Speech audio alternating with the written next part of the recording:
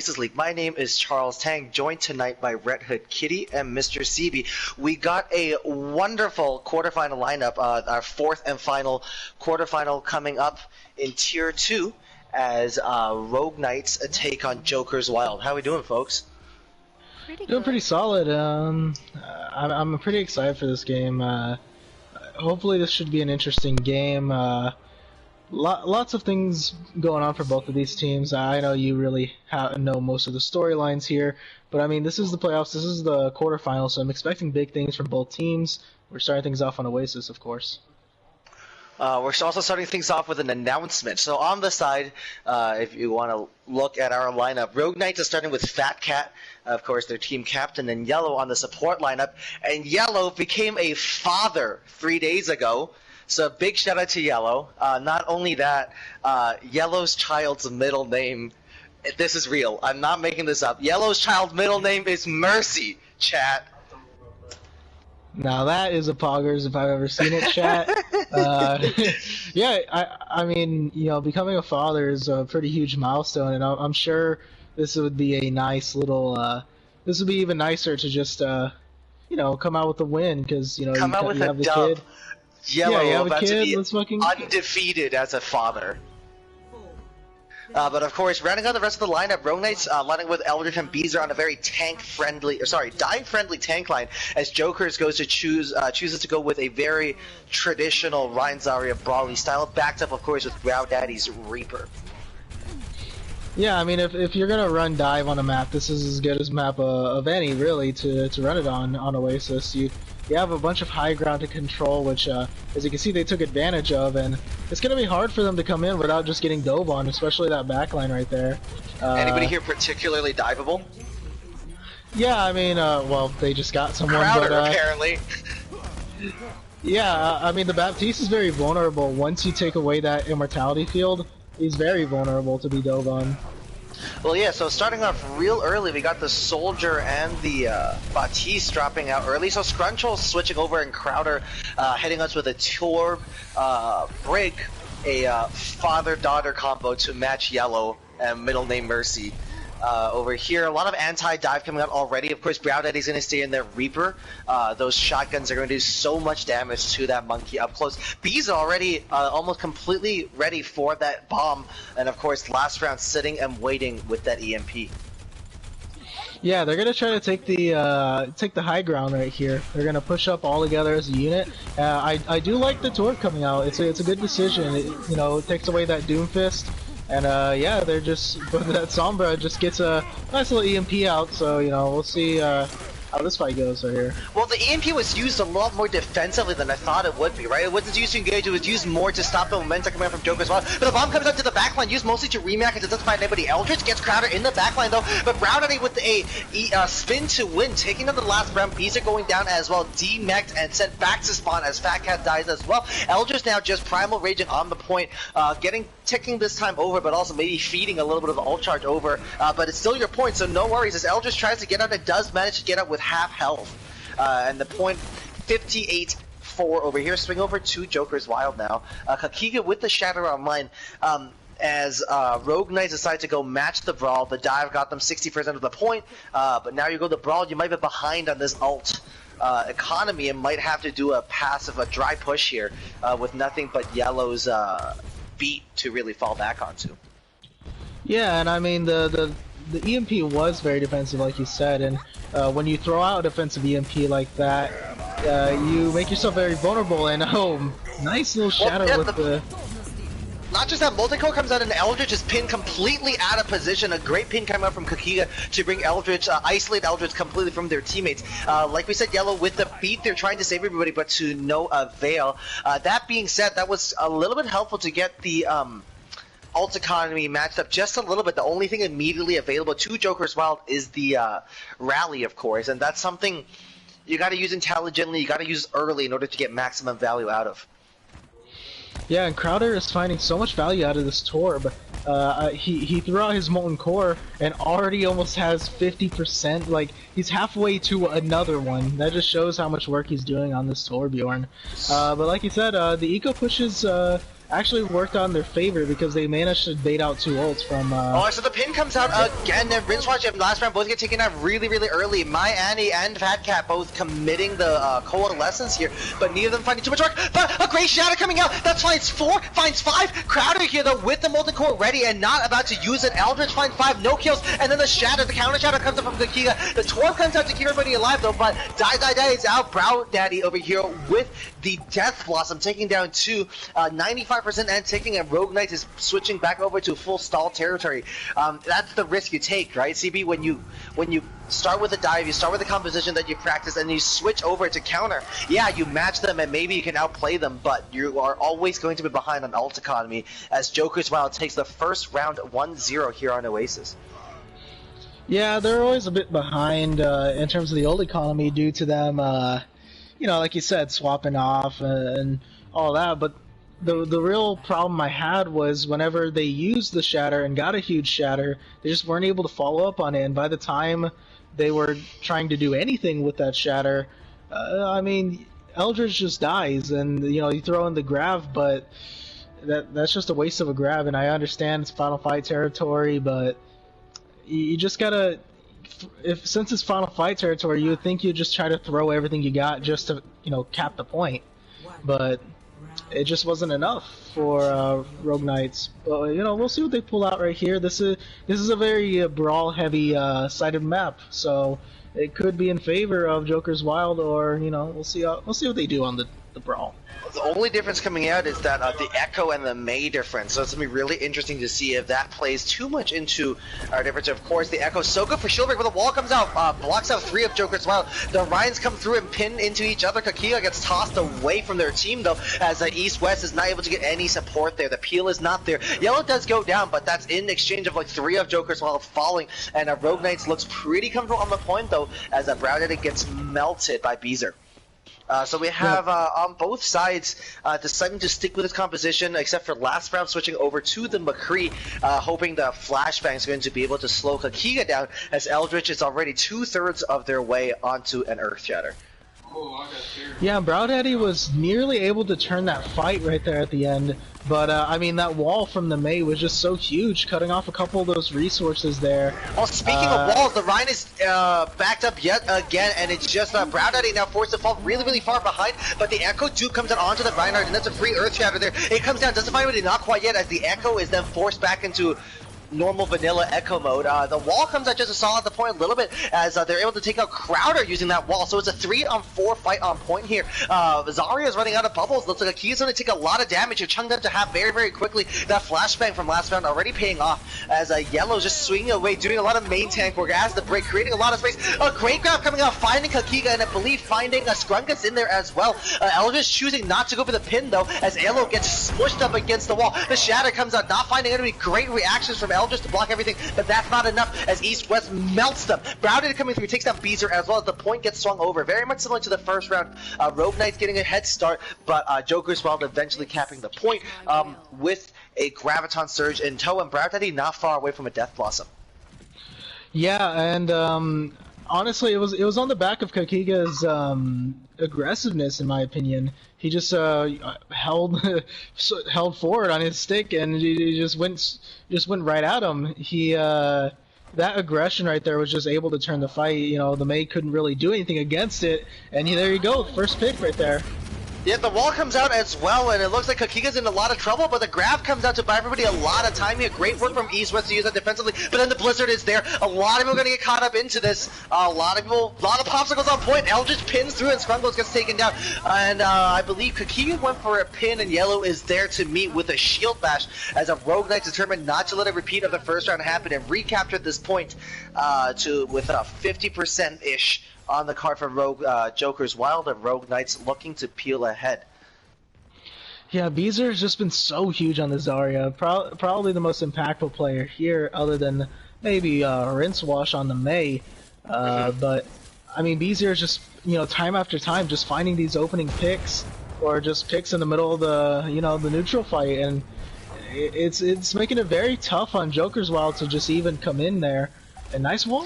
And the wall just to buy them a little bit of extra time. And the Shatter comes out, finds the backline, but Kakiga was not found, and the Shatter comes out. Last round finds two. Die. Brow Daddy in the backline with the death loss of not quite finding anybody. And Kakiga goes for a really deep pin, but it's really low already. And Eldritch with the counter pin, just enough to buy them time to take down Kakiga. Beezer finds one. Fat Cat finds another. That's your tank line deleted if another Joker's out, and your main heals off the point as well. Can Swangles make it back in time? We got Crowd over here on the Tracer, unable to cap the point, unable to trigger OT, and that's Rogue Knights tying it up 1-1 on Oasis. What a great opening to our quarterfinal here, CB.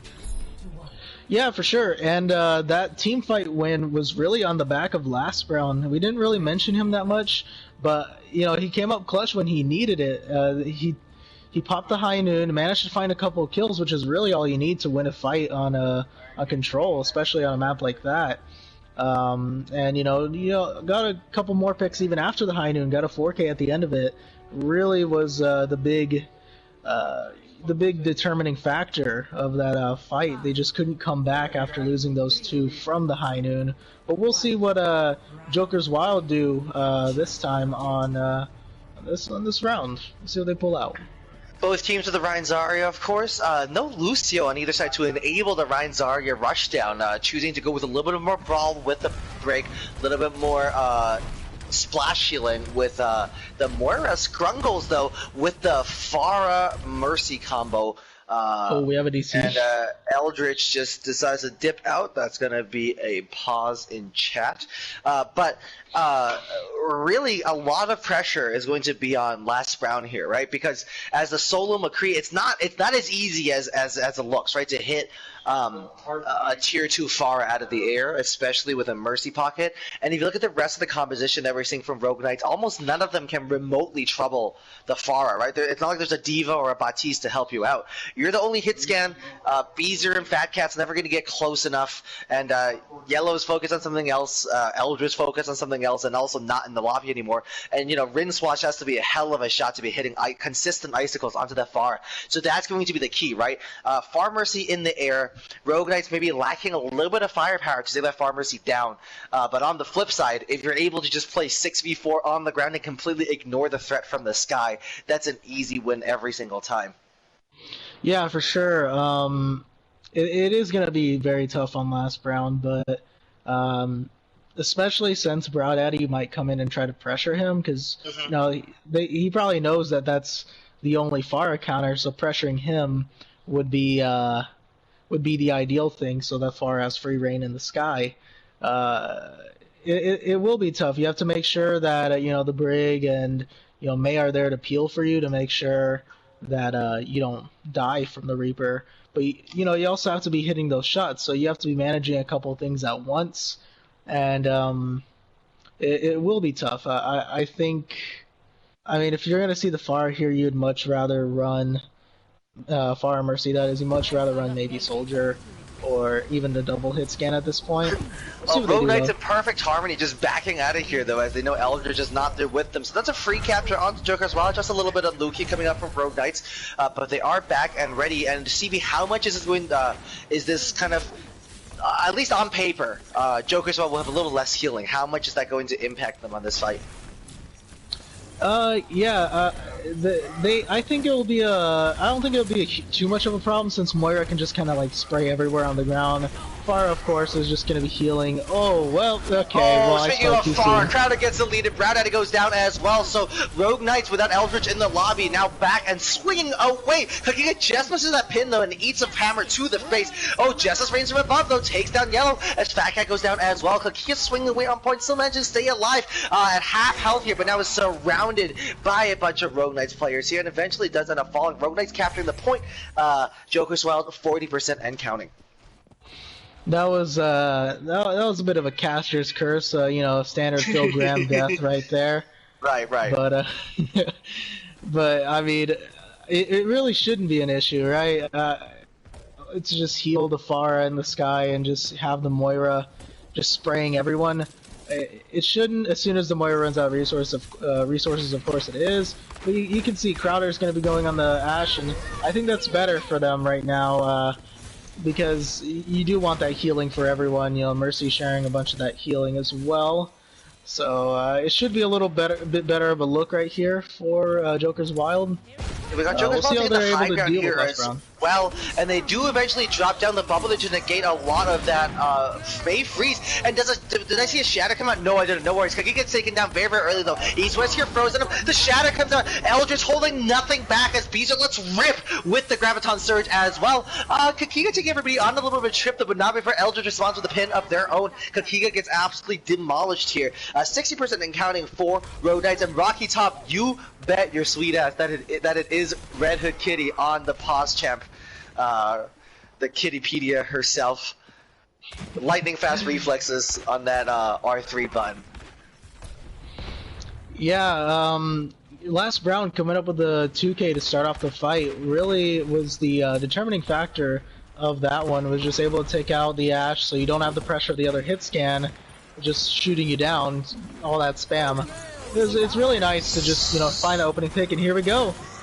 Rogue Knight playing extremely patiently here, and Yellow going for a shield dash to cancel out the charge. As now Kakiga finds himself in a little bit of spot of trouble, and eventually ends up going down to an Eldritch charge. The Bob comes out though to the backup point, taking a lovely little off angle here, pressuring a lot of supports, and a Fat Cat eventually does end up going down. Kakiga going for another Narnia pin, hoping to find somebody in there, but not finding anybody. Eldritch though caught in this grab. The shatter comes out from Kakiga, not finding it. Not sure what that was intended for. Rincewash and Eldritch finding one apiece. Last round making that a double with the high noon. I doubted the McCree pick, and I was absolutely incorrect. Rogue Knights takes the point. Oh, not quite yet. Now we go. Rogue Knights takes the point and takes the map 1-0 here in the Overwatch Oasis League.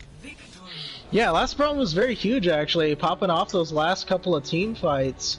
And I mean, I was kind of worried at first going into that last fight because I saw that, you know, the tanks used the forbidden combo, which is shatter into the grab. And I was worried that they, you know, just wouldn't have enough resources to finish it off. But no, it was a nice little 2K by last round at the end to just finish them off. So once again, Chad, if you're just joining us, it is 1-0 for the Rogue Knights, losing the first point of Oasis and rallying back. A little bit of a mini reverse sweep, of course. And moving on, remember, it is playoffs. This is the final quarterfinal matchup of Tier 2. And just a little bit of an update. Our semi-finalists so far are Pizza Planet Deep Dish, I believe, hitting them with a reverse sweep, if I'm not mistaken. Papega is taking Beast Edition 3-1, and 2 nights ago, NA Alt Management clean sweeping the Valks 3-0, and of course the last slot will come down between Joker's Wild and Rogue Knights tonight. A really solid display from Rogue Knights. They started off a little shaky, and then just as they went on, looked more and more comfortable running the Ryan Zarya, CB.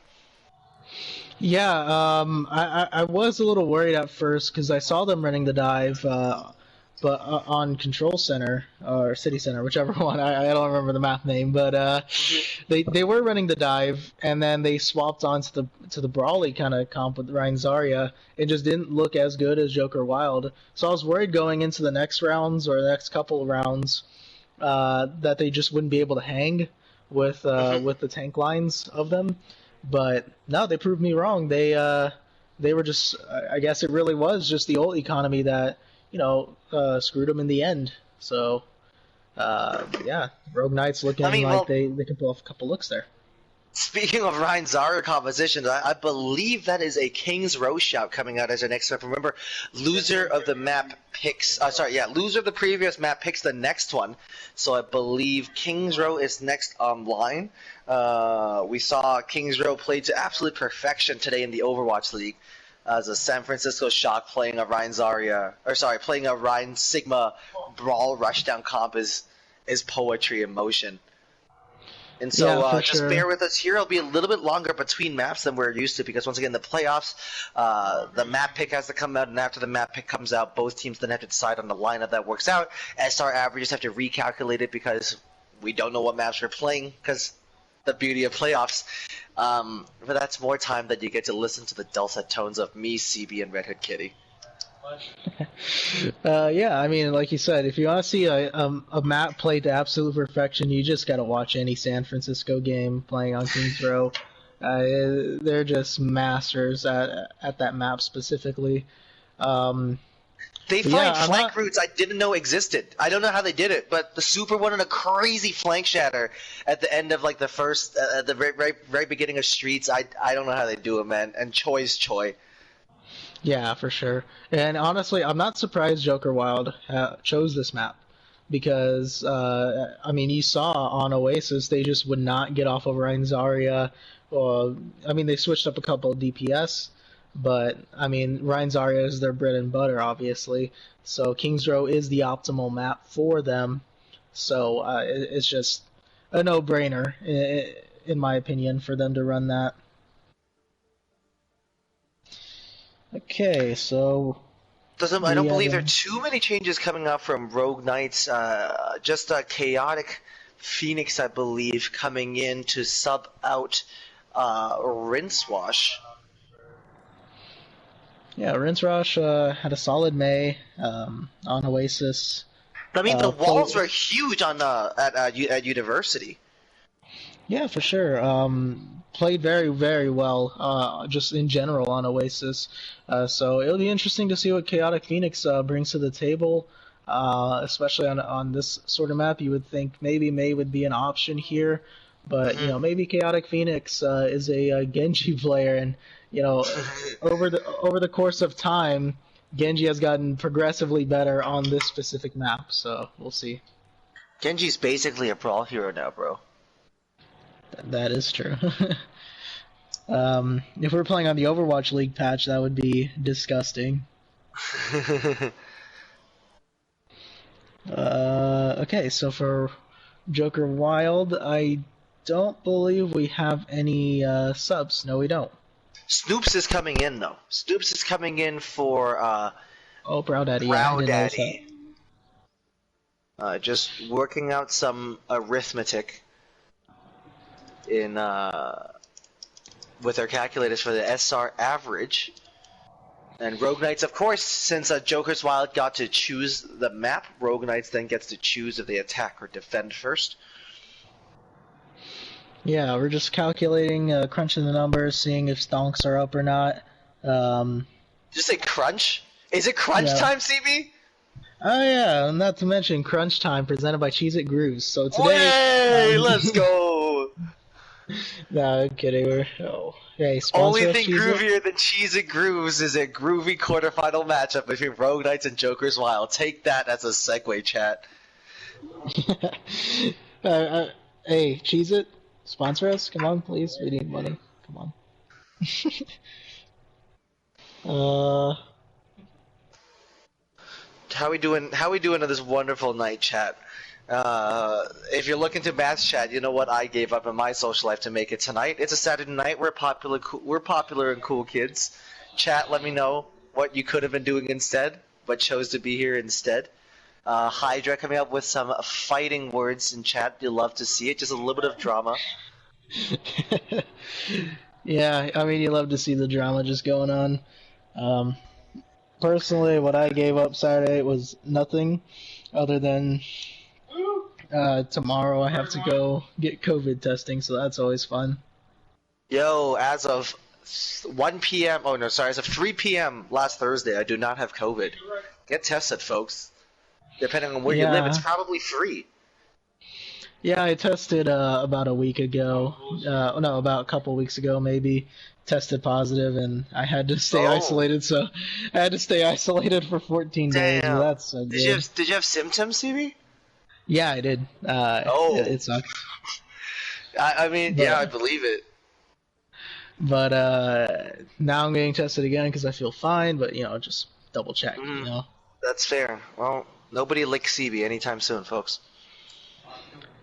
Don't worry, no one was doing it anyways. Well, F's in chat all around. Yeah, can I get a Pepe hands, please? Thank you. Okay, so a little bit of some back and forth right here in the yeah, they had a swab, and they're over the limit. So you gotta wait. I guess they gotta redo their lineup again. Yeah, that's a Poggers. Fat Poggers. Let's go, boys. I mean, come on, man. I'm not the smartest person, but you gotta crunch those numbers. Come on, bro. Yeah, hopefully they're not too much over the SR limit, and you know, all it is just a simple swap here. Okay, they're just moving some people around, so we should be fine after that. Okay, sounds good. Um, So it looks like Brow Daddy is now on the tank line with, yeah, so it's Brow Daddy with Kiki on the tank line, Snoops and Crowder on the DPS lineup, and My Annie and Scrunchels. So I don't believe the players have switched it up. It is just different positions now. Snoops originally intended to come in as a damage player, but now moving up into the tank line. Should be an interesting. Oh no, it looks like he's in the damage line still. They just. Is he? It's Yeah, just he poor is. formatting. Oh, okay. Is it? I don't know. Whatever works, folks. It's King's Row. Yeah. It doesn't matter. Any map's a good map if it's on King's Row. True. So Yeah. the attack is obviously very rushdown centric. Defense, though, a little more flexibility. CB maybe. Yeah, you can get away with a lot on defense. Really, you can run the Mei. You can run you know, a double hit scan if you really wanted to, or you could just like straight up brawl on the point, right? Or even dive on. It doesn't even sound bad because of the high ground control, but you know, it's just so flexible here. It's pretty linear. I mean, there's a on reason attack, it's the best Overwatch map. But we got, interestingly, we got Chaotic Phoenix running the Mei after we saw Rincewash being subbed out after running an extremely efficient Mei. So Rogue Knights maybe just flexing on us a little bit, showing that they got more than one Mei player when those are actually incredibly hard to come by. Eldritch and Beezer is going to look to go in there and get some damage in once again.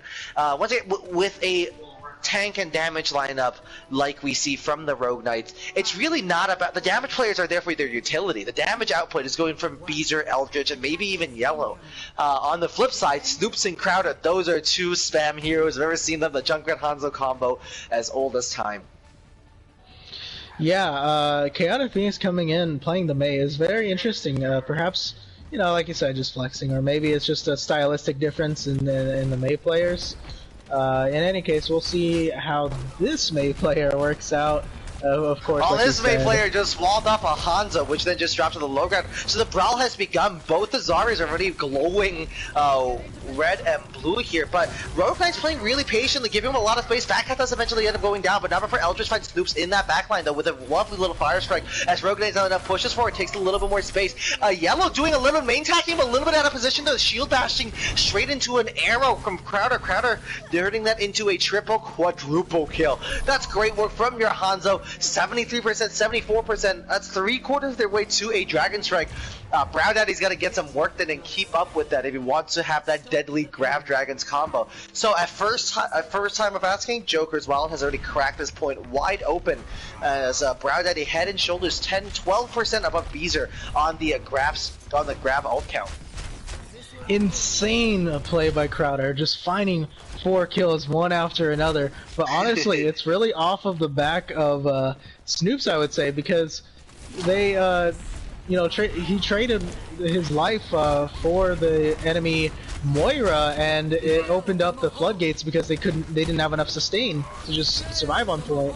Well, Chaotic Phoenix being picked off here, and the Coalescence is forced out, and really smart, I think really intelligently, My Annie waits 5 seconds here and just stalls their own Coalescence to outlast Fat Cats, but it doesn't matter. It doesn't matter. Crowder finds another, Snoops finds a double with a tire.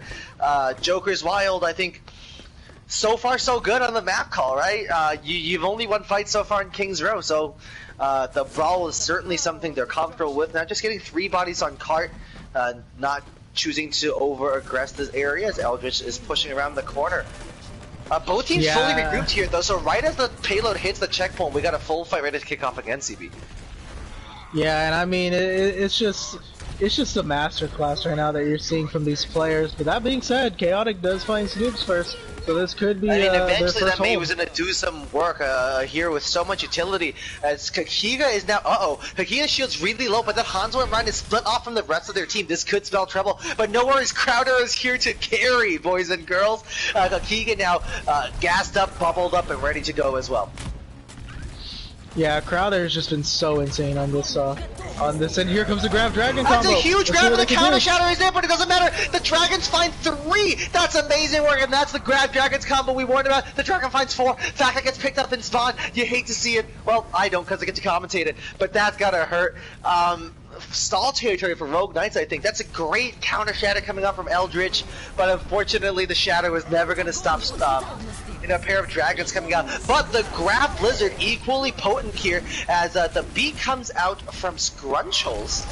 Great work over here from both teams. Crowder finding another. That's a Sonic arrow. That's how it's supposed to get kills. Snoops with the double with a tire as well, though that looks familiar to a previous fight. Ground 90 finding one. My Annie bopping Chaotic Phoenix on the nose as Crowder. Another Sonic arrow kill onto Yellow, and it is a fantastic blistering push coming up from Joker's Wild to make it 4:24 on the clock. What a Crowder. fight, what a push, what a brawl! Crowder! That's ridiculous! He's just trying so hard to recreate the Carpe deadlift. I wonder what the stats are for the final blows for Crowder. Can we get a pause so we get Crowder to send us a screenshot of their medals right now? He probably has No. 70. He probably has 70% of their final blows, and that's just insane. I don't know how he did it, but I'll tell you how he did it. He just popped off. There's just no two ways about it. Yeah, chat, sorry for just screaming, but Crowder was doing a lot of work. I didn't have much time to react. I mean, if it ain't broke, don't fix it, right? Check out this. Sure. Yeah, check out Joker's comp again. And I mean, the Junkrat is probably better, in my opinion, on the defense because, you know, you can just hide the traps everywhere in these little corridors and just make it so hard to just walk anywhere. So I do like the Junkrat look from them again. And of course, the Hanzo worked last time. Just do it again. You know, Crowder probably gonna pop off yet again. Last round, though, is on the Mei, though. Yeah, Rogue Knights coming up with their 3rd Mei player of the night. Chaotic Phoenix, unfortunately, unable to find too much value out of those walls, but not entirely of their own fault, as the Crowder Hanzo was doing so much for Chaotic Phoenix finds Scrungus, enough for Beezer last round and Eldritch all go down. That's a tough start for the Rogue Knights, turning over a lot of ult charge as well, and this time it snoops to let Crowder sit back. Look at the ult charge difference. Between the two damage heroes on the side of Joker's Wild. The Snoops is here with the 3k this time. No changes coming up from Rogue Knights, though, trusting their composition. Oh, and that's the Caster Curse. Last round switching over onto that far, seeing that there are exactly 0 hit scan players on Joker's Wild.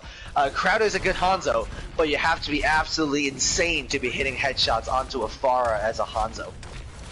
Yeah, it's going to make it very tough on them. I like this call here to just go onto the Pharah and pressure out or just spam them down in the backline. But Snoop still finding the first hit. Spam, yeah, Snoop taking that fat cat, so that's a lot of healing gone. It is just a Mercy left to solo heal everybody. Chaotic Phoenix goes down as well as Rogue Knights is forced to retreat. Yet again, unfortunately, not a team wipe this time, just losing 2, and they're able to retreat back to that big Red City Buzz. I lied. Crowder's gonna hit shots. It doesn't matter. Nothing matters. All of us can go to bed. Yellow with the reds there. Yeah, Crowder, I don't know, man. Just relax, take a break. Yeah, my man's kind of cracked right now, but hey, I mean like Crowder gets Dragons online, and Brown Daddy's just now having to farm a grab.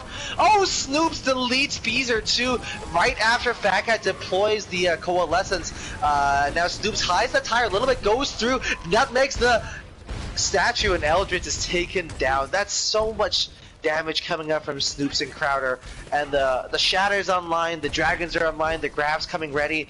Beezer is still at 60%. Eldritch with a Shatter, that could be huge, comboed especially with last round's barrage here.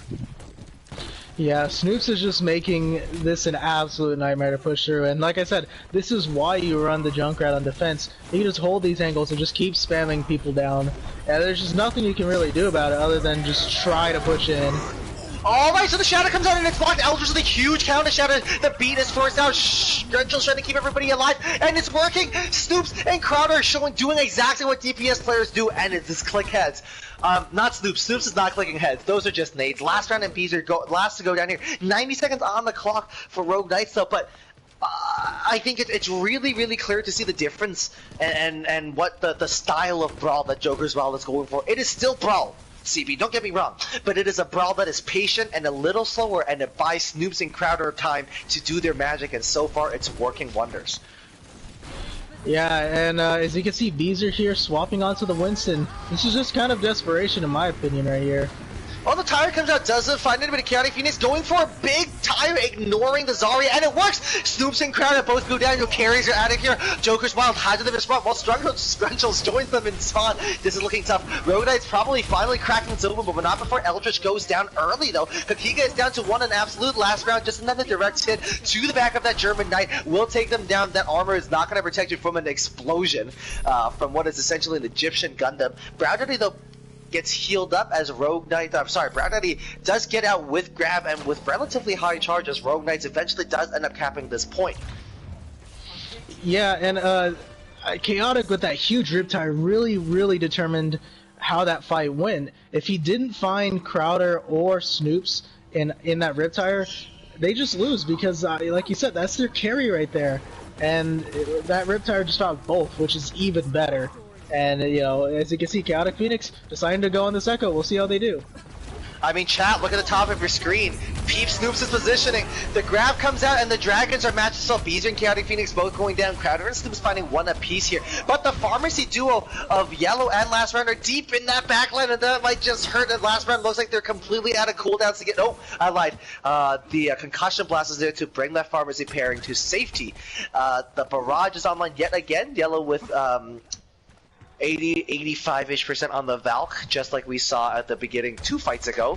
A full barrage and then almost Valk coming online. This is a tough place to have the payload stopped, though, if you're Rogue Knights, especially given the very spam-friendly composition of Jokers.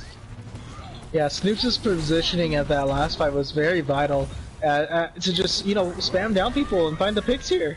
And there we go, well, the last shutdown. Round trades here for the Snoops, and given the value that the Junkrat is finding, that might just be a good thing. The tire comes out not finding anybody, though, as Kakiga is now looking to land a huge shatter to turn this fight around. There it is, Eldritch not finding anybody. Is the counter shatter there? Yes! Nothing is there to block it as Eldritch died right before the hammer was put down on the ground, and Yellow there, lightning quick reflexes to get out of the way of a charge, but not quick enough to get out of the way of the Miami Mora suck. Yeah, it's looking like Snoops is gonna go over onto the Ash to counter this Echo in the sky just being annoying, being a nuisance. Very smart play in my opinion. I do like that. Just running the double spam, really. I mean, you just have a lot of spam. Alright, so the wall comes out, the counter pins come out as well. Eldritch is on fire, though, as Kakiga is on fire and eventually does get mowed down. Look at the kill feed. That is 2 assists and 1 Eldritch kill. Beezer takes down Brown Daddy, though. That Zarya dominance established on King's Road here. And Crowder takes an off angle on the Hanzo, but unable to do much against a Zarya. And Rogue Knights here, once again, just like point A, 30 seconds remaining before they cap the point. Yeah, you can see they cap that point. Beezer pops off, you know, tops up the grab, you know, ready for the next fight. Only problem is, I mean, Joker's Wild just has such a huge time bank that it's just going to make this very difficult. Even if they cap it right here, right now in this fight, it's just going to be very difficult to win this map with the time bank that Joker's Wild has. Well, CB, you said right here, right now, but that's going to be tough enough. They have a grab dragon combo ready to go, and it lets rip. Doesn't find anybody. Not quite. Eldritch and Fat Cat finding one apiece, though. Crowder and Brown Daddy unable to get any value out of a grab dragon combo. That's absolutely massive, and that came out from Beezer. Beezer, knowing that the win condition of Joker's Wild here is that grab dragon combo and choosing to grab first, and that's a huge risk that pays off. Everybody go buy Beezer a drink here because that grab won them that fight and buys them a lifeline on this map. A minute versus 425, that's got to be really painful to push up against, but I mean, that's as good as it gets, right? You barely get stopped through Foundry here, which is so difficult. King Throw Foundry is one of the most difficult points to complete in Overwatch, and Beezer deciding to grab early to negate the damage that Brow Daddy and Crowder could have put out with a Grav Dragon. They never got to set it up. Beezer grabs the backline, Brow Daddy, Kahiga, and I believe My Annie were all caught in it, as I think Crowder was off of a flank and unable to capitalize. That is absolutely massive. Yeah, I don't know whether that was a caster's curse or blessing that I gave to them, but I mean, in any case, they do cap on that fight that I was talking about. But you know, like I said, it is going to be very tough if they can cap this first point and maybe push the card just a little bit past Streets phase. It is very plausible that they win this, or you know, at the very least, make it very competitive. So we'll see what they do on the attack here, if they can just win this out right here.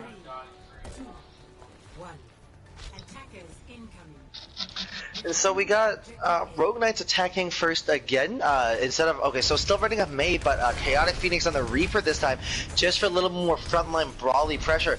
Snoops, though, surprising everybody with the Junkrat, which really is just with the Pharah, which is really just a Junkrat of the air. Kakia takes down Beezer, though, as a really odd place to have that fight. Crowder takes down last time with some Storm Arrows, and Eldritch takes on Kakia.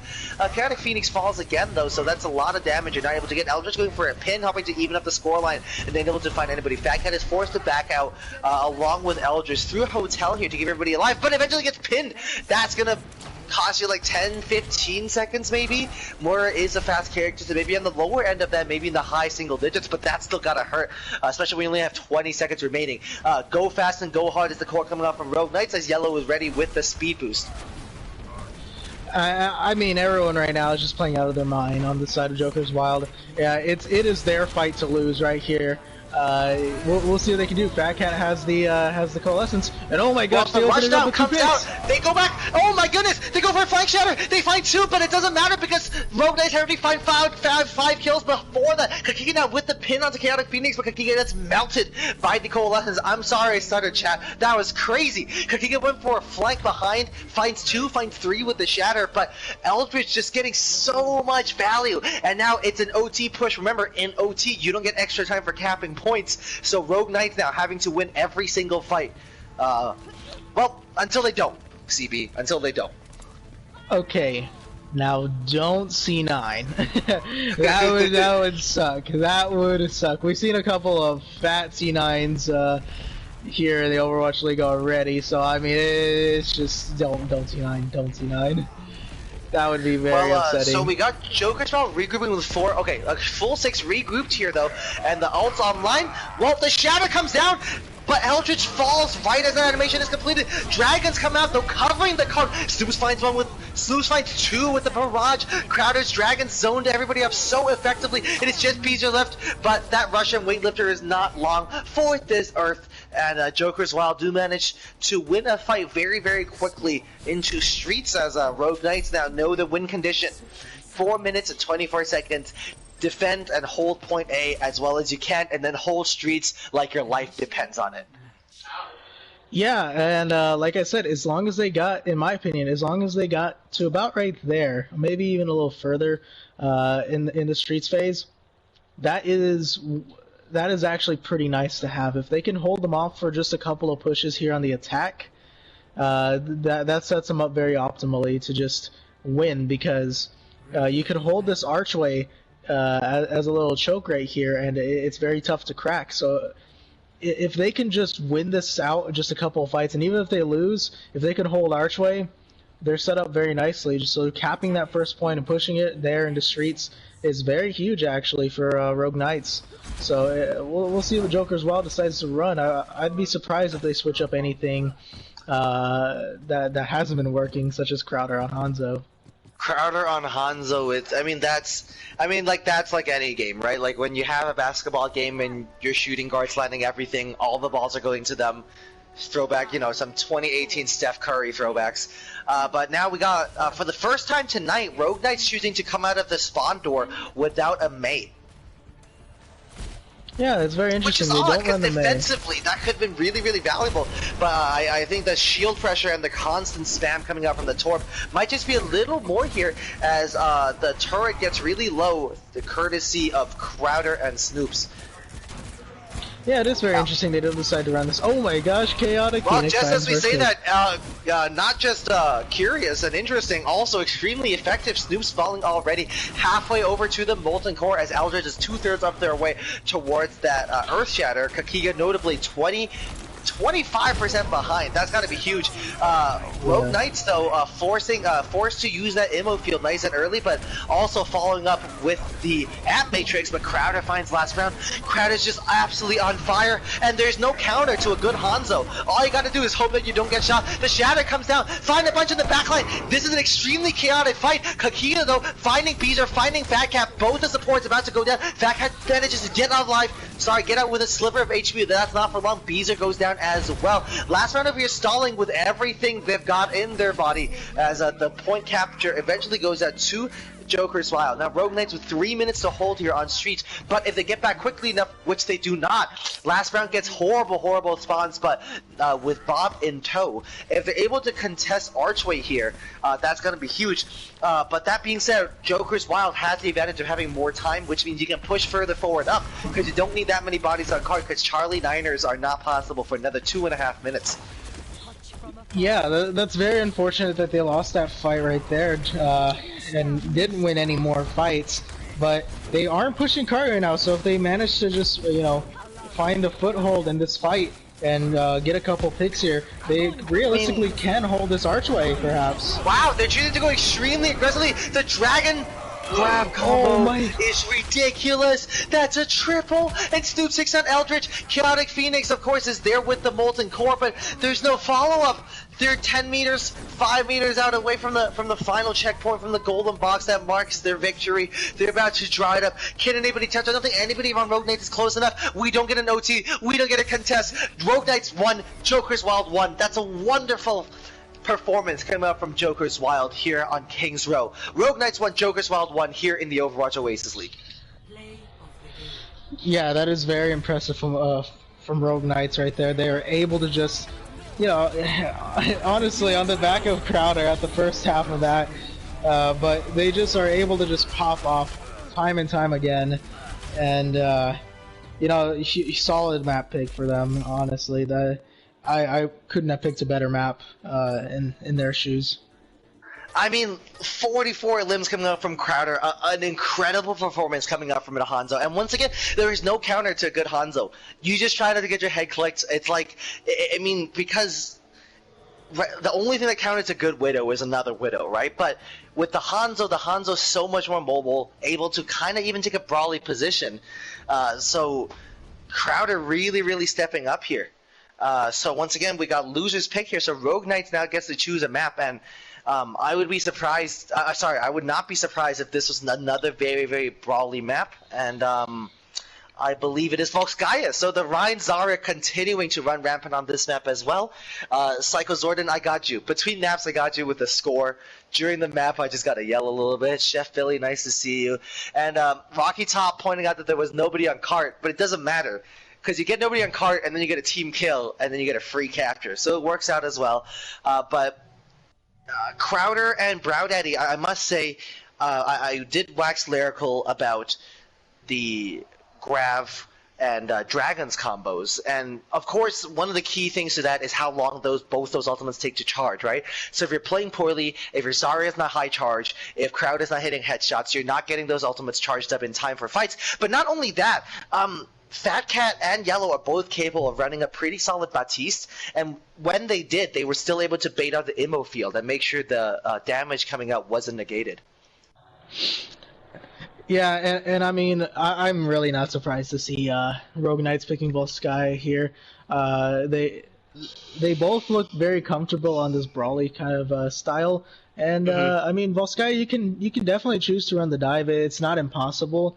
But Brawl is king in this map, so I feel like they do want a little bit of revenge though, because they may have felt cheated. Like, you know, maybe Crowder's Hanzo, you know, maybe he got lucky, but I wouldn't tempt fate. So we'll see. What, And, I'll CB over here wanting nothing more than to see some good dive maps. So maybe we'll get Numbani next. No worries, CB. We got you covered. So Volskaya coming up next, and I believe Jokers is now choosing to defend first. And on the side of Rogue Knights, we got the same tank liner that's worked so well for them. We got Eldritch and Sean the Ginger coming out. Rinse Wash partnering the last round. So back to the DPS lineup that won them Oasis, the opening map on tonight's game, and we got Fat Cat and I believe Courier Star is coming in for the first time this evening. Yeah, I'm very interested to see what these new additions bring to the table. I'm kind of curious to see are they sticking with Brow Daddy on tank and Snoops on DPS, or are they switching that up? It'll be interesting to see that. Also, yeah, we have swaps coming in for Rogue Knights, correct? Wolf Demoy, Volskaya has a good double shield, but I think on attack A, the Reinzara can be really strong. Defensive A, Reinzara can be okay as well. Defensive B, fair enough.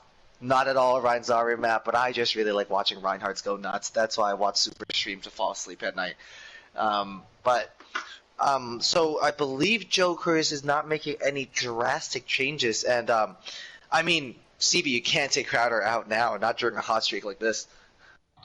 Yeah, for sure. I mean, why would you? It's just not a good decision to do that. If someone's on fire, you leave them in until they go cold. Yeah, they have Sean the Ginger, Rinse Wash coming back in, and Corey Star. So, it's interesting to see what Corey Star brings to the table. Maybe just Lucio, perhaps, because we didn't see Rogue Knights run any Lucio. So if you are gonna want to play the Brawl, that's a good way of doing it to break the first choke. And it may be more of a double shield map, but both teams haven't really shown the double shield look or that they were comfortable on double shield at all. So that's why I'm kind of just assuming they are. I think that's fair enough. When given the chance, neither team decided to go for a double shield or a dive when it's like a 50-50 toss-up. And here we go. Kakiga Brow Daddy insta-locking the heroes they know best. Not even bothering to debate the caster. And just waiting to see what Joker's Wild comes out with this time. So, Crowder's still in. Snoops is still in. Hanzo is good on this map, and so is Junkrat CB. Yeah, there's you can very much so spam this little archway right here at the front. You can even spam the rooms here if anyone decides to go in there. You can lay traps pretty much anywhere. There's just so much like space you can take with Junkrat, and so much space you can deny with Junkrat. It's a good choice, but you see Snoops on the Ashe instead, which I think is even better because you can run that on the high ground, or you can just play with the team throwing dynamites in. Just a lot of spam damage from that comp right there. And no surprise out from Rogue Knights as well. Then last round on the Torb, Kuroi Star on the Moira. So Fat Cat may be going for a Pharmacy with Rinse Wash. I'm wrong. Don't listen to me. The last round came out with the Mei again. Fat Cat now with the Lucio. So just run fast and go hard. Eldritch and Sean the Ginger on the Brawl comp as well. Sorry to disappoint you, CB, with the dive, and sorry to disappoint you, Wolf. That's the Brawl. Reinzara coming out again. The Death Ball is ready to go. Man, a really deep pin. The counter comes up with Kakiga, so the Reinhardt's tap nipples here, and Kakiga is frozen and forced to back down, but Crowder is doing exactly what Crowder does best, take down Kuroi Star, but Scrunchels is down as well, so that's one support apiece, but Snoops and Crowder is picking up exactly where they left off on King's Row, finding kills left and right, those Storm Arrows deleting Eldritch off the map. What more can we say? It sounds like we're a broken record, just, Crowder popping off, us going Pog champ, It's just a rinse and repeat cycle at this point, but yeah, man, the reason why I want to see Dive so much, I just want to see Tracer and Genji. It's just so nice to watch. Fair enough, Tracer and Genji are nice to watch, but Crowder is 80% to that dragon already. Once again, Brow Daddy just forced to farm, work a little harder to farm those grabs to catch up and to keep up with the blistering pace that Crowder is setting here.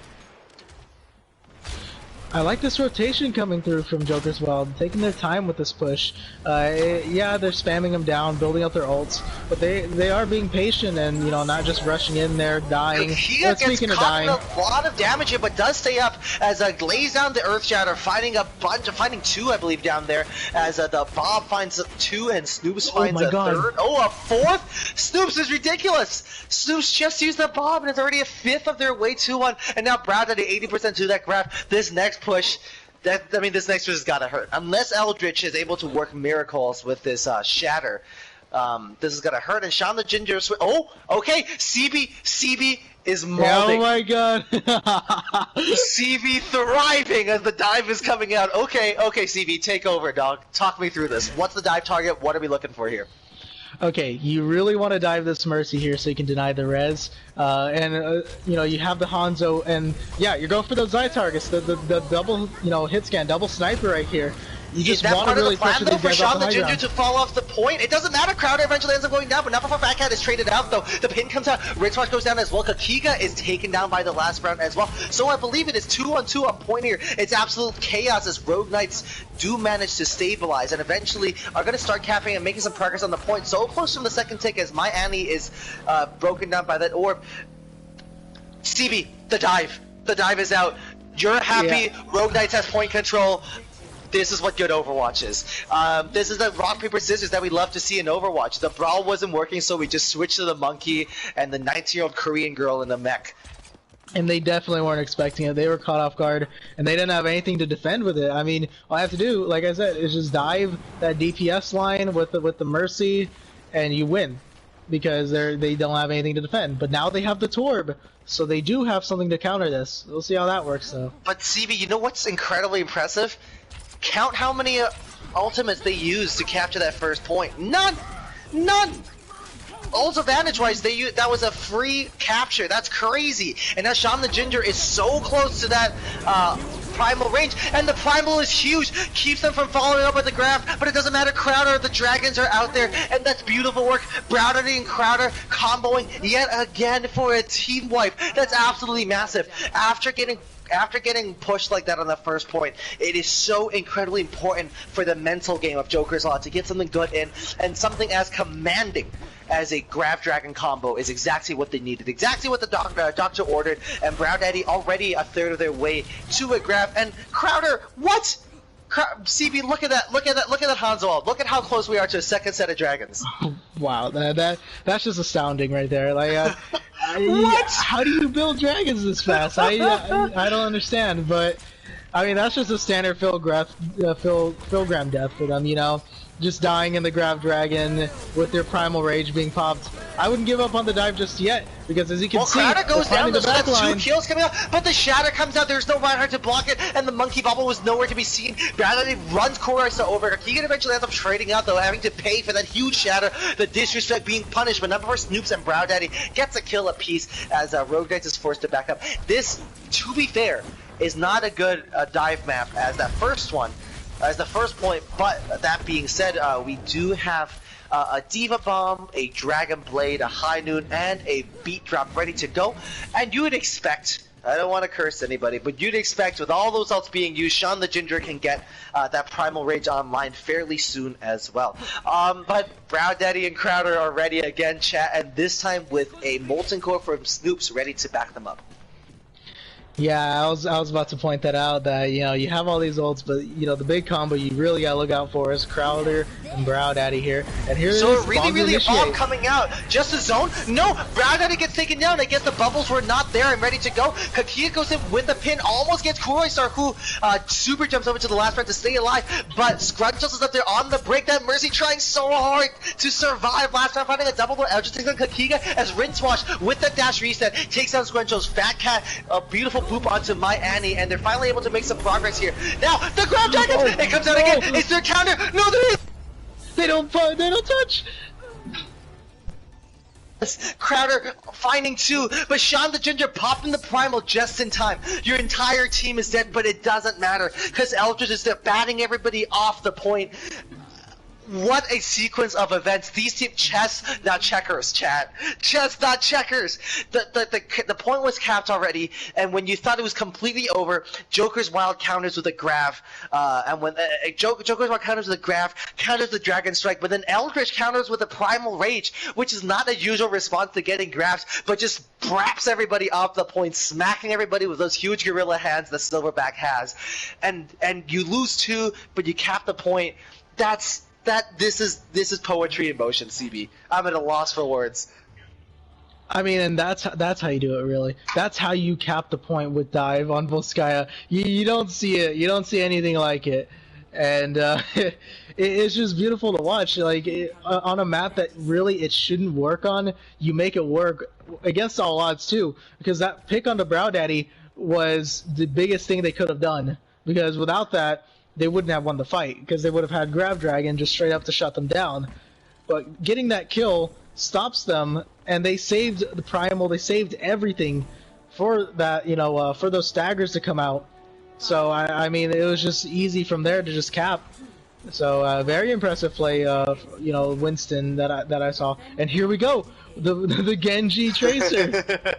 Let's go. So, yeah, Joker's Wild answering with a dive of their own, ever seeing it work so well on the side of Rogue Knights.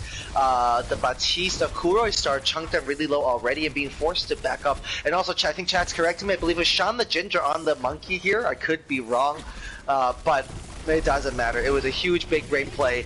Both the tanks are carrying this. It's beautiful to see. And the tank line of Rogue Knights doing exactly what the damage lineup of Joker's Wild was trying to do. And just as I say that, Crowder, that's hit scam, bro. That's not even projectile. You're not supposed to be good at both. Crowder finding an opening kill onto the Tor, but Rincewash does get rest. Brad had to take down John the Ginger, though, so there's a lot of brawl and a lot of AoE damage you're not getting now without the damage of the the shoeless Sigma here on point.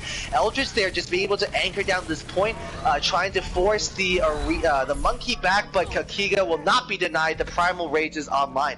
Do they stick with the dive CB here on point B? I mean, yeah, if you're going for more of an eco push right here, just to try to snowball, you have the Valkyrie and Coalescence coming online, so you could give it a shot, and if it doesn't work, then you swap. It's not a bad call to just give it one try, especially since you have almost 6 minutes to do so. I mean, not just that, but the Monkey Zarya is definitely it's a really good tank line, but one that's really difficult to put up. You're expecting Kakiga here to play this Monkey perfectly and Brow Daddy to do an obscene amount of damage, and we see just that. Sean the Ginger gets bopped in the face, and Kakiga takes down Eldritch. Snoops gets a dash reset off of Kuroi Star, though. Fat Cat is in the air with the Valk, trying their best to keep last round alive. The High Noon is ready, but the High Noon is not there. Snoops takes on the last round as well. We got Sean the Ginger on the ball, spinning to winning, doing their best. Eldritch sticking on the Arisa for now. A solo grab onto the ball. That's alpha energy if I've ever seen any. Now just a Moira on point of Kuroi Star trying to stall it out. Nope, Eldritch is here as well. Orisa with the golden is so tanky. The High Noon comes out, finds a double! The point is alive, chat! Don't go anywhere, that's massive! Scrunchels though, does get the res onto Crowder as Eldritch goes down as well. My Annie though, so as the longer this fight and the longer the stagger goes in, the better it is for the defending team due to how incredibly advantageous these respawn advantages is. Crowder takes down 2 more! That's absolutely massive! That's exactly what a McCree is with the Mercy Pocket, staying alive, and Fat Cat with the blaster out. This is amazing stall coming out on the side of Rogue Knights. Yeah, I mean, you could blame 2CEP or whatever, but I mean, you just can't deny. Last Brown came in clutch, got an easy 4K. Make that 5. I forgot he got one more pick at the end there, but he got an easy 5K just to clutch it up for the team. Without that 2K to initiate with the Deadeye, that very well could have just been a loss. Over. And well, first of all, CB, you and I have very different definitions of the word easy. But last round, do you remember how we started this, CB? We started this game, doubting if McCree was the right pick. But just as we say that, the blade comes out, Fat Cat goes down nice and early. Is the flashbang there? It doesn't matter. Crowder finds a stick onto Eldritch. Snoops eventually does end up going down, though. So you are just only one down here on the side of Rogue Knights. The tire comes out. Can Rincewash find anyone? The tire on point and gets destroyed. Rincewash not finding anybody as Brow Daddy now laying down the damage onto Sean the Ginger. Eldritch rolling through point, trying to keep everybody alive. The dive stall comp here was exactly what they needed on the last fight, but now it's not probably the best to sustain. Grabbed out another grab, but this time finding just Kurostar, who manages to fade out of it very, very quickly. Last round, can you repeat those heroics? Not quite, though, as you pushed off. Yes, you can! Kakiga gets deleted by the last round with a little bit of help. A healthy dose of Junkrat nades as well. Does eventually get res. Another double! Goodness. Last round! That's ridiculous! Oh my goodness! Build this man a statue! Sean the Ginger with a kill onto Crowder as well as Kakiga goes down. 3 minutes are remaining for the Rogue Knight. This is absolutely massive. I don't believe what I'm seeing, chat. Last round, another 5k, another fight. They're making the ball and hog torture work. I don't believe it. How? I don't understand. He did it again. How does he keep getting away with this? He can't keep getting away with this, man. He just clutches it up twice in a row, double, 2Ks with the Deadeyes. I don't understand. Oh, and Rinchwatch gets a really, really early kill onto Snoops.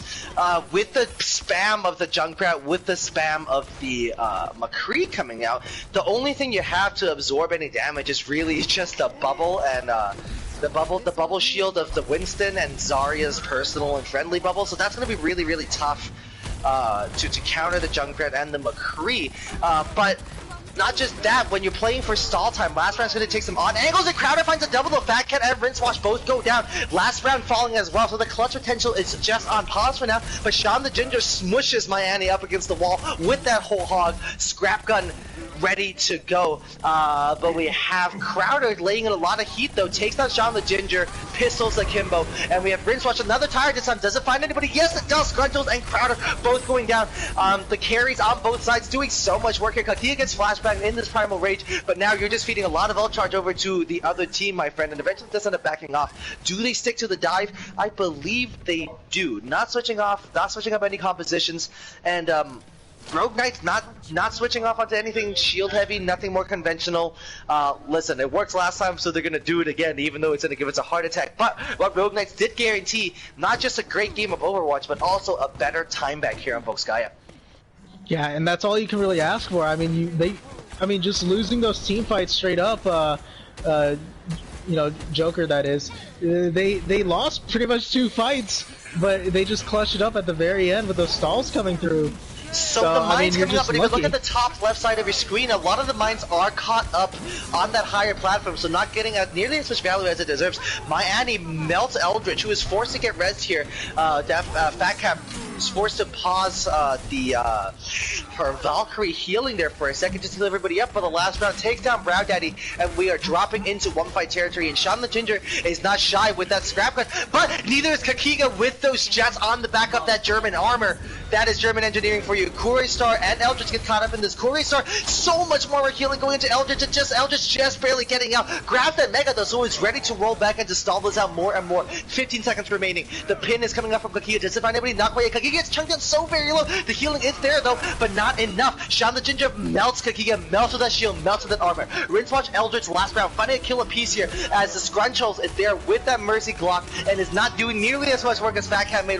Last round now with a celebratory high noon. Does it find anybody? Yes, it does. Crowder goes down. The tire just spinning on point as a little bit of extra fireworks. And Rogue Knights hold on and win the map. A ridiculous result considering how difficult it is for them to cap point 1. Both the teams come out with the brawl, and Rogue Knights almost on a whim switch over onto the dive and are able to run it so perfectly on attack and defense. And now I believe this is the second time last round clutched everything out. 18 health on the high noon. It doesn't get better than that. Fat Cat eventually rose through with the healing though, and what you don't see here is the triple coming out after this. I mean, CB, you got to see your dive. Is this as glorious as you had hoped? Oh yeah, for sure. I mean, you got to see dive in all of its glory, and it wasn't even on a dive map either. That's insane. I mean, what more can you say? You saw everything there. You saw everything from 6-minute steamroll time banks to clutch after clutch from the DPS players, and even some of the tank players got to pop off there at the end. So I mean, that map had everything that you can ever ask for, and we mentioned last round, but Cat also was very clutch. Had a lot of reses. Had 2 actually in a single fight that really turned things in favor of Rogue Knights a couple of times. Got more people on the point, so they didn't have to wait for the respawns. We got Muffin Pirate in chat. Muffin, we're working on it. I just messaged some Papega's players to see if they're comfortable making a selection so early on. I assume they'd want to do some meetings, but if we could do a post-match quick selection show, that would be lovely. As once again, this is the quarterfinal, so semis are coming up next. But Papega just messaged me back. They're not ready to make those selections just yet, so Muffin Pirate, you're going to have to check out the Discord, unfortunately. And moving on, next, Joker's Wild, is here picking up the next map. Yeah, Junkertown, fair enough. Given the power of, so I could be wrong here, but this is my personal experience with Junkertown, is that the tanks are decoration and the damage do most of the heavy lifting on this map, right? It's a lot of Widow play, a lot of Tracer play, and given the fact that Joker's Wild has been so damage friendly on all their compositions, you would assume that they want to do everything in their power to enable Snoops and enable Crowder. Yeah, and this is the pick right here. If you really want your damage players to shine, Junkertown is the perfect clown fiesta for that map. For this. That's what it is. It's just an insane map that really, it's all up to whoever finds the first pick for your damage dealers. That really determines who wins which fight. So, Junkertown is going to be very interesting, and you make a really good point. The tanks really are just decorations in this map, which is why you would rather run something more sustainable, maybe double shield, or maybe you just go all in and just say, you know what, screw it, we're just gonna go in their face, punch them in the mouth, run some sort of wrecking ball strategy. You can get away with that, and Junkertown is a very interesting map. If you're just tuning in, chat, we're currently in a scintillating game of Overwatch. We're here in the Overwatch Oasis League in the quarterfinals as Rogue Knights play Joker's Wild for a chance at the semifinals. Your current semifinalists are Pizza Planet Deep Dish. Pizza Planet Deep Dish, Papegas, any else management, and whoever picks up this game. We are 2-1 over to the side of Rogue Knights, so if Rogue Knights win this, they will book themselves a spot in the semifinal, bringing them 2 games away from the championship. And of course, if Jokers picks up Junkertown, then they give us a map 5, which, CB, if I'm being honest, is a commentator's wet dream. Oh yeah, for sure. Yeah, you love to see a map 5 whenever it happens. It just makes the story building of this entire commentary really just come full circle. You have a bunch of callbacks to the first map and how things went in that sort of scenario, especially since it will be Control if we do go to map 5. So you will get a lot of callbacks to the first map, which was Oasis, and I honestly hope it goes to map 5, but I know if you're Rogue Knights, you're hoping you can end it right here, right now on Junkertown. When the teams are this close, nobody wants a map 5. None of the players want a map 5, and then there's us and chat that's going nuts. The higher your heart rate is as a player, the better entertainment it is for us. But one thing we haven't seen come out from Joker's Wild, this all-star DPS lineup that we're dealing with right now, something we haven't seen, CB, is a proper hit scan sniper. Will that hurt them on Junkertown? It may. Snoops did play the Ashe, so you can get away with running Ashe here, but I would prefer running the Widow, and I'm pretty sure Last Brown might be very, very comfortable running this Widow, especially since the McCree was just so clean, coming from him. So, like I said, you can get away with running the Ashe. I wouldn't recommend it, especially if the opposing team does decide to run the Widowmaker. So you do have to watch out for that if you're the defending team. But anyways, here we go. No substitutions, I believe. I could be mistaken. I didn't really see that. But we're going straight into Junkertown. It was just yellow for Kuroi Star on the side of Okay, thank you. And Appreciate no swaps it. for Yellow. Joker. Thank you, Kitty. Thanks, Kitty, what are your Mom. thoughts so far? You're just quietly enjoying the party. Basically, yeah, it's just seeing a lot of different strategies. Like we get a brawl, we get dive, and Snoop's on Genji was really popping off. Like just seeing both DPS from Joker's Wild, and now we see it looks like a McCree and a Torb on defense. So now we got okay, CB, a brawl, a Ryan Zarya brawl attack coming out paired with a Sombra Widow. I hope your brain's bigger than mine because I can't really. That's not something I've seen before. Yeah, I'm not sure about this. Both teams are deciding to run this brawl. I mean, for what it's worth, Well, if there's any maybe they can team, switch if here, there are but, any teams that can force a brawl in Junkertown, it would be Rogue Knights and Joker's Wild. That being said, their dive is no slouch. On the attack, we got Rincewash in the last round. Okay, so last round switching over onto that McCree, which is, you know, I don't know if you're around on Volskaya, but last round is relatively comfortable on this McCree. It's capable of occasionally hitting some shots, nothing crazy. Don't watch the last map back. We got a Torb turret set up in the far back over here on the side of Joker's Wild as Crowder is set up with a Torb McCree with Snoops here. Yeah, this is a very interesting. Who's the hack target here, CB? Yeah, I mean, you really want to, yeah, like, you targeted the Rhine right there, which is really what you want. You want to make sure they don't have any shields to work with, but you can also hack out, perhaps maybe the Zarya, so you don't have a Zarya bubble to work with. Right. Yeah, you just really want to focus the tanks here. Well, Eldritch here, so, already building up 90% to a shatter. We'll That's absolutely massive, and the hack shatter is going to be fantastic. Sean the Ginger takes down Snoopsy really early on, Crowder falls as well. So maybe Rogue Knights can make this an eco push, right? No ults, soul dubs. And we got My Annie getting out of there, and Crowder forced to use the overclocked to get out alive.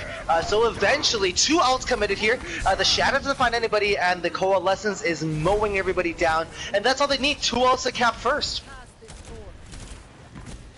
How do we anticipate this grab being used, CB? You can go with the grab high noon, or you can just grab and then pop your amp matrix and just spam a bunch of damage into them. Either one really works, or you can just straight up grab into it. Who knows? Grab amp matrix is the stuff of nightmare, CB. That's terrifying. Yeah, or maybe you can get a free grab off if Rincewash can build this EMP. You can just grab after the EMP and follow up on it. Right. Either combo really works. You have a lot of options here. Plenty of ults to work with if you are Rogue Knights. Not a true defensive ult, but Scrunchels does have the Coalescence out. But more importantly, I think Crowder could be absolutely crucial in preventing a team wipe here, now that the Molten Core is online. So effective. I mean, like, zoning ult is a little of a meme, but that's a true zoning ult. Alright, so the grab comes out. The grab comes out from Joker's Wild first. The Molten Core used offensively, taking down Eldritch as Kakia swinging away. Snoop's going down. Snoops takes down the last round as well. And a lovely little team wipe to stabilize here on the side of Joker's Wild. Of course, using a lot of ultimates, but still with the Shatter and the Coalescence left. And over here we just get a bigger and bigger bank being built here on the side of Rogue Knights. The EMP's ready to go. Fat Cat's gonna charge the rest of that Coalescence with a skill orb or 2, and Eldritch is the only one lagging behind with 50% to their Earth Shatter.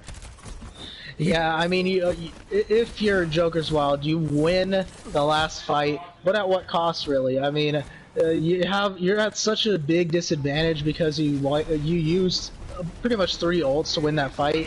Yeah, it's gonna be tough to win this one, and here comes the grab. Kakiga taking a really interesting off angle. The grab comes out, and Eldritch just bullying their backline. Kakiga, though, also, the Vines kind of swap positions, and the Shadow finding a couple squishies. Fat Cat able to, I believe, fade out of it as Ooh, Eldritch taking out all their anger onto that turret. The poor turret gets charged by a Reinhardt as a yellow takes in Kakiga here. As I mean, the Jokers won't even get a chance to touch and contest here. It looks like they're going to try as the Torb is going extremely deep, but they don't have much time. Just like 10 meters remaining, give or take. They're going to have to jump down very, very soon, and they do.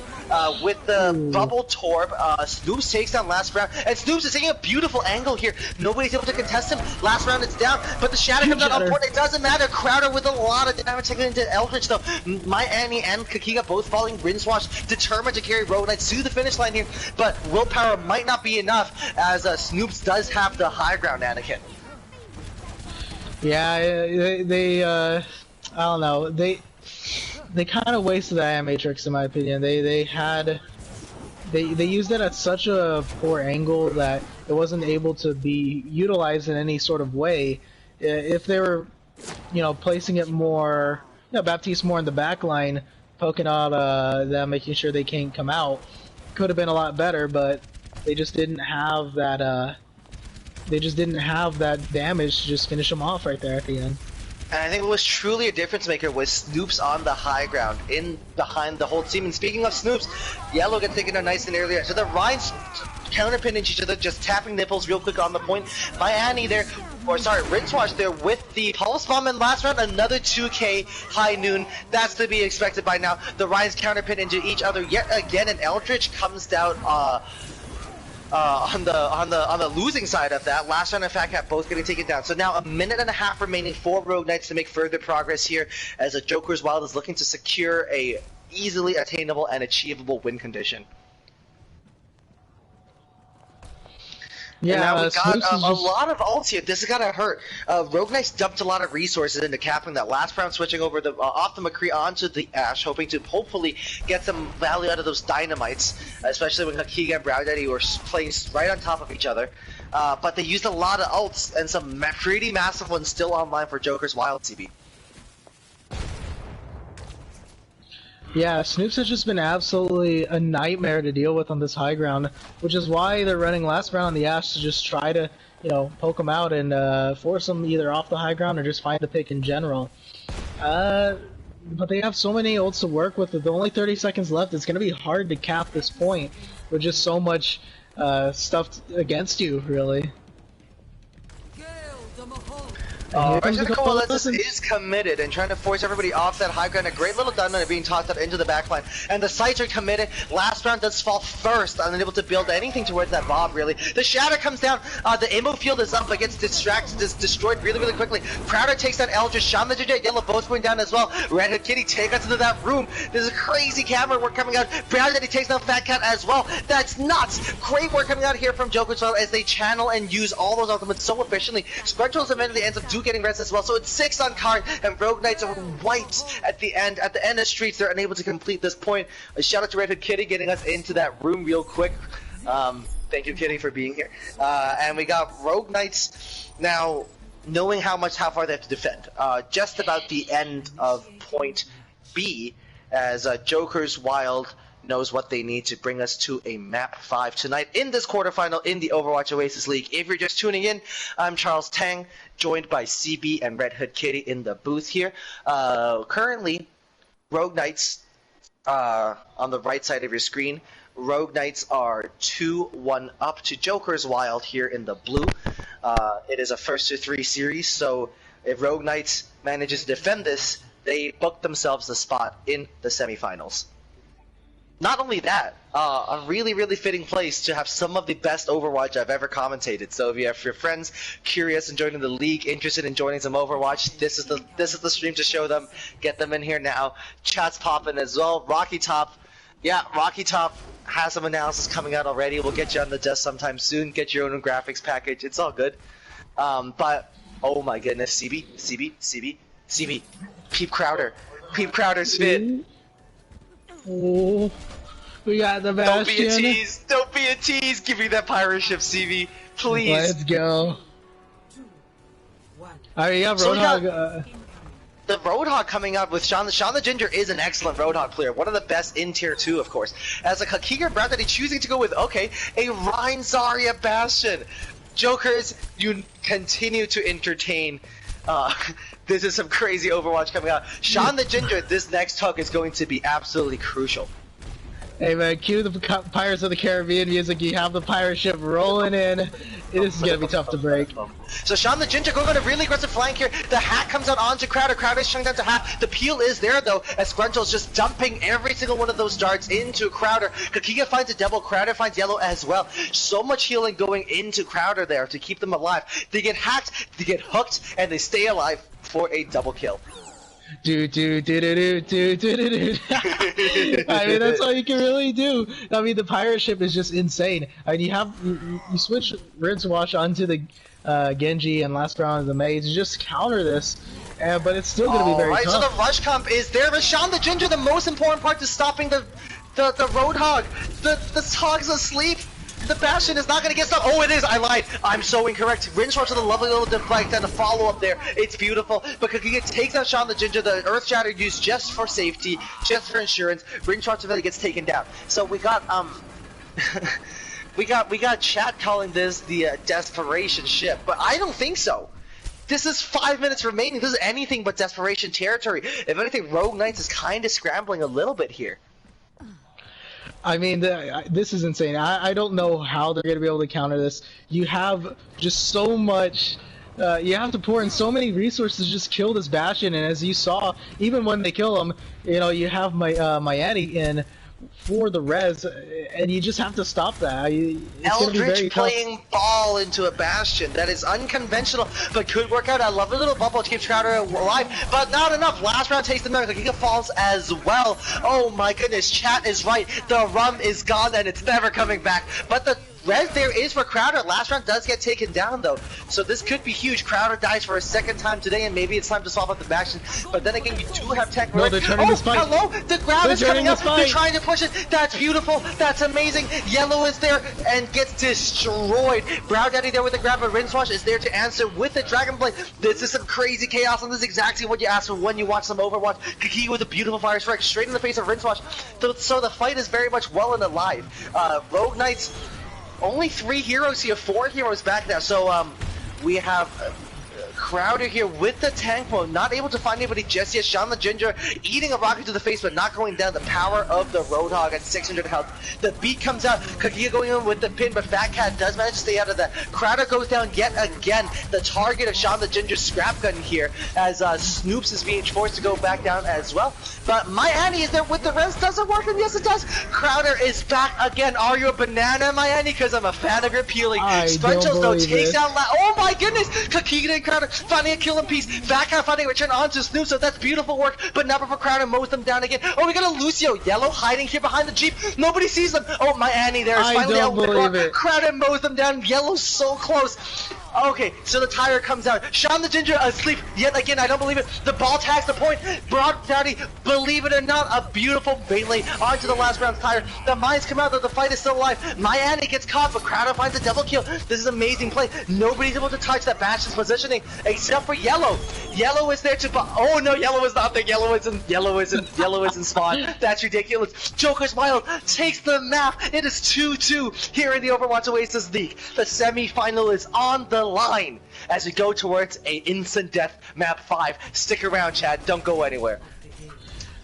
Crowder has just been on another level, and I mean, you gotta give credit to the support line. Miami coming in with that huge res, keeping this push alive. If it wasn't for that res, that push would have been dead in the water, reset, go again. But I mean, just the insane plays coming in from both the support and Crowder. I mean, this is everything you wanted in a game. To be honest, I didn't expect the pirate ship to work, especially because a Ryan Zarya is being run with it. But you dump your resources into Bastion. That's a formidable force. What a map! What a push came out from Joker here and Outer Heaven. To clarify my joke there, I said, "Are you a banana?" Because I'm a fan of your peeling. I think it's funny. CB gets it. CB just is a quiet, silent laughter. No worries. I'm really upset because Kitty usually laughs at all my dumb jokes, but I stand by that one. Sorry, I was having a third moment. I thought Rogue Jokers pick the map when it's Rogue Knights, and then, yeah. No worries, no worries. Chef Billy liked my joke. It's okay. We're okay. Outer Heaven is back in. Yes, the pity laughs. Thank you, boys.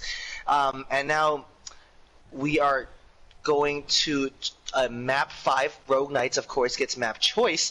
And I believe map 5 does have to be a control map. So we got Kakiga spamming Paris in chat. And of course, Senior Mod Kitty with a quick veto. But just a little bit of a Rogue Knight. Oh, Rogue Knight's choosing Lijiang, one of my personal favorites, Lijiang Control Center. In the future, Lijiang apparently becomes I believe, a space elevator based in the Overwatch universe. Any idea where Lijiang is, CB? No.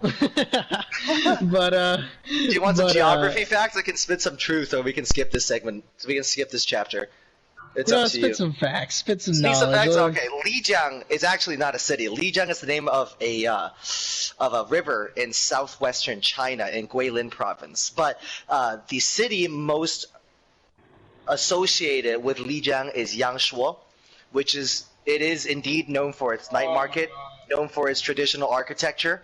So Jeff Kaplan and the boys, you guys nailed it. That's exactly what Lijiang. I mean, that's what Lijiang is known for. Lots of local seamstresses, some great textiles, and of course some of the best desserts in China. If you ever swing through, Yangshuo is the place to go. Avoid the tourist streets because you'll get scammed. But Lijiang Tower. Now we have learned a couple things, chat. Yeah, I mean, you're here for the Overwatch, but I mean, like Rocky said, you're here for it, but you just got education. I mean, you're spitting knowledge, spitting facts. I mean, that's now this is the complete stream. But yeah. I mean, this map pick from Rogue Knights makes complete sense. When you see how every single map pretty much has played out, they run this Ryan Zarya kind of comp, and I mean, this is the map to do it. Lijiang, especially Control Center, running this Ryan Zarya strat is definitely optimal and probably the better strat. Some points you might want to run the double shield, but you can get away with the Ryan Zarya, of course. I mean, the Ryan Sigma is so strong on certain points. The Ryan Sigma able to absolutely destroy a Control Center here. Oh yeah, for sure. We're just making sure if we have any subs coming in. I'm not 100% sure about that. I'm looking at the Twitch chat. Shout out to the Twitch. Shout out to the Twitch chatters. Twitch, we're coming up towards a map 5, so this is all the attention you're getting for now because this map 5 is gonna be something wild. We'll hang out afterwards. But I believe Rogue Knights over here. Once again, not anything we haven't seen already. We got Last Round and Rincewash on the damage lineup. Cat and Yellow on the support lineup, and Eldritch partnering Beezer on the tank line. So that's exactly what they started with. This is what won them Oasis the last time we played Control, and this is what Rogue Knights fans are praying at least, are going to win them Lijiang. On the side, I don't believe, no soft coming from Joker's Wild. If it ain't broke, don't fix it. Crowder and Snoops will bring this home. The ready's coming up from both sides. Once again, chat, we are 2-2 here in the Overwatch Oasis League. This is the fourth matchup in our quarterfinal lineup that we presented to you over the past week as Joker's Wild takes on Rogue Knights. Yeah, I mean, if you're Joker's Wild here, you just run with what's been working throughout the entire series. This lineup, specifically with Brow Daddy on the tank and Snoops on the DPS, I mean, this has just been a solid core for them the whole entire series. So, like you said, if it ain't broke, don't fix it. And Beezer coming in, I mean, it just makes complete sense. With the Control map, Beezer just looked very solid in Oasis, popped off plenty of times on the Zarya. So, I'm excited to see it again if they can pull it off here on Lijiang. So we'll see what they can do. Just getting the readies from the teams, pretty sure, before we jump into it. So I know the teams are incredibly nervous here, but I'm also just a quick shout out and a quick prayer for my lungs before we start this map 5. Some crazy stuff's about to happen. CB and I are going to speak faster than you've ever experienced. Chat, Kitty, do you have any parting words of wisdom before we dive in? I don't know. I just hope people don't. I want to see some boops. I think Yellow was playing Lucio and Mm-hmm. Fast Cat played Lucio a bit too, and I'm sure Right. Miami plays Lucio with the icon that they have on. Chat, for those of you who don't know, Kitty is an Earth Shatter main. Not a Reinhardt main, just an Earth Shatter main. So I only took it from the Bleem. That's his advice. Hey, take advice from Outer Haven or Heaven. Don't forget to breathe, okay? Don't the forget to key yeah, here out that's of heaven Psycho is Mantis. small, contracted breaths. So you don't fill your lungs totally, you just fill your lungs 30%, enough to keep you going until the next phase, 30% breathing at a time, because deep breaths will mess up your rhythm, and also, your mouth gets a little too wet for your diction to be perfect, so tiny little quick puffs of breath, just little sharp intakes is what keeps you going over a long stretch of motor mouthing. There we go, that'll be on the midterm too, next to all the Chinese geography. You're welcome, CB. Yeah, you got some anatomy and you also got some geography. So I mean, you get everything in this stream. Don't worry about it, guys. But The yeah, 4 years of high school honors choir finally coming to fruition. this is interesting. Look at the DPS lineups they're deciding to run. Any surprises here? Not quite. We know Rogue Knights likes a good Mei. Once again, chat, Rogue Knights in red, Jokers in blue. We know the Rogue Knights like the Mei. We know Snoops does a mean Pharah. I mean, you play Junkrat, and Pharah's just Junkrat that flies, so there really isn't a huge difference. But it does look like Rogue Knights will arrive on point first, given that they do have the Lucio. So yeah, just soak up the damage, but Kika takes on Fat Cat already. A little bit of a damage boost help from Scrunchels, and that's it. Fat Cat is immediately deleted from this map, and nobody is quite there to challenge Snoops, but Snoops is just 1 health, solo! Kagika does get taken down, so it's 5 on 5 on point here, and Fat Cat's gonna be back very, very quickly. That Mortar is not a very, very slow hero, and he gets absolutely destroyed. Eldritch and last round emptying hammers and shotguns into that Moira. As just Crowder left on point here, eventually does get punched in the face by last round, aided by a Lucio speed boost. Beezer takes on Scrunchels, the exit kills are still coming in. Rogue Knights laying down a statement. After an extremely dominant regular season performance, they're being pushed and pushed and pushed here in the playoff, but they lay down the law. There is a reason we're the first seed, and there's a reason we're here. It's 20% and counting for the Rogue Knights. Yeah, that was absolutely insane by Beezer. Able to clutch it up yet again. I mean, we saw it on Oasis. Just Beezer clutching time and time again. They were down 1 player that fight and just managed to clutch it. Like, yeah, they don't have anything to deal with Snoops, but it doesn't matter when you just steamroll everyone in front of you. But Kika swing away. Oh, and they eventually get walled off here. The counter pin comes out. Crowder over here with a kill onto Eldritch as Rogue Knights is forced to use the beat just to stabilize, and it works. We got Crowder.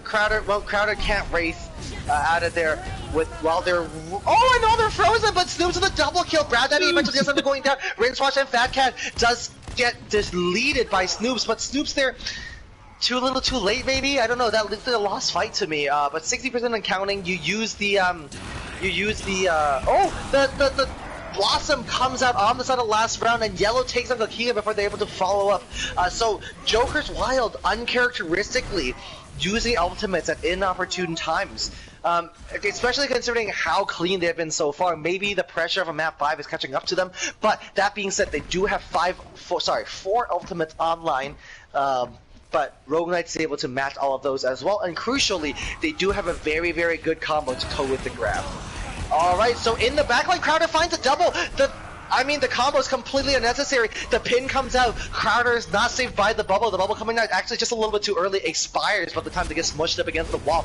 Last round gets taken out by Brow Daddy though, so the fight is relatively even. Not anymore. Eldritch pins on. Snoops gets flattened against the body of their fellow Reinhardt. Eldritch gets destroyed and deleted. Snoops really does get rezzed up here. Joker's Wild finally able to cap this point, but if they want the win on this round, they're going to have to play it perfectly, especially considering that Rogue Knights have 3 ultimates online and ready to go. Uh-oh. Bye, CB. Okay, it's a solo cast, ladies and gentlemen, no worries. So once again, we got Eldritch there with the Shatter ready to go, and it's just nothing really there to take Kakia down, though. Alright, so the pin comes out, not able to find anybody. The Boop is there to interrupt them. The more there is with the Coalescence, trying to best to keep Kakia alive, though. But Rogue Knights looks like they're retaking this point very, very quickly. Snoops does get res. Do you have a hope? Maybe, because you're 85% of their way, 90% now to a barrage. That could be absolutely massive. Beast takes down Brow Daddy. Miami falls as well. Rincewash here doing so much work. Just as race from above, but doesn't find anybody. Shielded down. CB is back. Last round takes down Snoops. Scrunchles goes down as well. That Pharmacy duo gets deleted. 50% and counting. Eldritch eventually, Kakiga pins onto the point, but it's deleted. And now it's just Brow Daddy stalling out on point. CB, welcome back. You're at the end of the fight. And Rogue Knights clutches it out. 1-0 here on Lijiang Tower. Just a single round away from a semifinal. Welcome back, CB. Yeah, so sorry about that. Yeah, just got DC'd. Yeah, all Overwatch servers are, but yeah, sometimes. But yeah, I honestly, from what I was seeing, last Brown, just in some of those fights, it just didn't look winnable. But he just killed 3, even 4 people in some of those fights, and just absolutely clutched up towards the end. And I didn't see exactly what happened on the last fight, DC obviously, but I mean, obviously, you know, you got Rogue Knights winning, so must have been something huge coming up from them. Well, Crowder showing us the Hanzo again. Chat's going a little bit nuts, but Crowder showing us the Hanzo again. You love to see it. Both teams with the brawl, both teams going the white room, so maybe denying Kitty's dreams of a lot of environmental kills here. I know, right? Yeah, very unlucky for Kitty, but you know, it's all good. Listen, CB got his dive. Nobody else gets their wishes granted anymore. So we got Snoops taking a really interesting off angle here, and Last Brown on a hit scan, but it's the Reaper, so unable to deal with the damage of the Pharah, and they're forced to back up a little bit. So the Pharah is there bullying Beezer off the point, and eventually Rogue Knights do rotate their way here, but not before Yellow gets taken out by Snoops. The counter pin comes in from Eldritch, so both Reinhardts fall to the ground briefly, and a full charge Brow Daddy is so terrified. Beezer gets mowed down by Crowder, though. Crowder gets a double kill in that fight, picking up exactly where they left off, making Hanzo work on every map they play. Last round gets deleted eventually, and Joker's Wild takes the point first. Neither team willing to give up here, and Crowder, look at that, a third of their way to the Dragons. The Gravis not far behind. Snoops with the barrage as well. Last round switching over onto the Ash, hoping to match the skill spam sniper that is Hanzo. So this could be large. Yeah, and I mean, this map is very hard to take over for the defending side, because you just have these stalls coming through most of the time. And I mean, once you cap first, like Joker Wild did on Control, you have about a 70% chance of winning the point in general. So it's gonna be tough. Well, Rincewash. That's the way to start okay, it. Crowder, the picker becomes the picky. The pins come out. Neither Ryan able to land any Ryan today. The counter pins have been so on point. Snoops finds a triple though. The hammer comes down as Kakiga lays down all of Rogue Knights in front of them. 50% of counting. They still have the point. And we got Rogue Knights over here just with a shadow to work with. Last Brown going over to the cover pick. Crowder is going to carry with the Hanzo, but not before. Not if last round on the McCree has anything to say about it. This is absolutely insane. I mean, Snoops is just absolutely popping off on this Pharah. They didn't have anything to counter it, and it worked for Night Market, but as you can see, this map is a little more open, so it's harder for, you have more angles to poke from, so it's just harder to not run the hit scan. But here's the grab. So an early grab comes out, the wall is there, but it's all for naught as Crowder finds a double with the Dragon Strike. So Eldritch is just standing there hoping to get a reset. Yep, a bunch of people take dunks into the moat here. So one fight territory here for Rogue Knights, but worry not, they have 4 large ultimates coming online as Joker's Wild will only have the Valkyrie to answer with. Yeah, it's gonna be tough for them to defend this, but I mean, it's also gonna be. Fat Cat tries to go tag, but Crowder takes them out. Yellow is unable to drop the beat. Oh my goodness, the sound barrier gets interrupted. Rincewash gets charged and pinned up against Eldritch as well. Joker's Wild takes this 100 to 0. It is 1-1 here on Lijiang. CB, it is the instant death third round on map 5. You love to see it. Oh man, we love to see it. They hate to play it, but it's all coming down to Control Center, the one you wanted to see the most. This is the one, the third and final round. on a map 5. It doesn't get any more intense than this, doesn't it? Chat, this winner amazing. here goes to the semifinal. No more loser picks. No more lineup changes. No more attack starts in 30 seconds. It's now or never, boys. Rogue Knights against Joker's Wild, winner of this round, books the final spot in our semifinal here in the Overwatch Oasis League. So, both teams coming out with the Ryan Zari that we've seen so often today. Snoops and Crowder both going for the explosive heroes. Some Pharah, some Junkrat coming out. Last round sticking onto the McCree. The Snoops last round duel is going to be fascinating, CB. Yeah, I don't know about running this Pharah. It doesn't seem like the most optimal thing to run on this map, especially since last round. Last round deletes that Pharah out of the sky, so Rogue Knights gets the momentum swung back in their favor. The freeze is trying to come out. Kakiga is being protected by the bubble there, but does eat a flashbang. Eldritch going in, not landing the charge, not landing the pin, not finding anybody. Beezer gets caught up in the trap with no personal bubble there. Kakiga runs Rinse Wash over as a Kakiga pins in now. Now Joker's Wild is able to regain momentum of this fight, and the Coalescence comes out. Rogue Knight's being forced to stall now and play for safety, but everybody gets deleted really, really quickly. Really good work from Rogue Knights. From Joker's Wild here. Playing really patiently. You lose your Pharah early. You just play slow, play for tempo, hoping your Junkrat will get that damage in. And Crowder off the Hanzo onto the Junkrat. Two heroes that play really differently from each other, but get the same result from the spam with the Tire ready to go. The Tire grab an equally potent and dangerous combo compared to the grab Dragon Strike.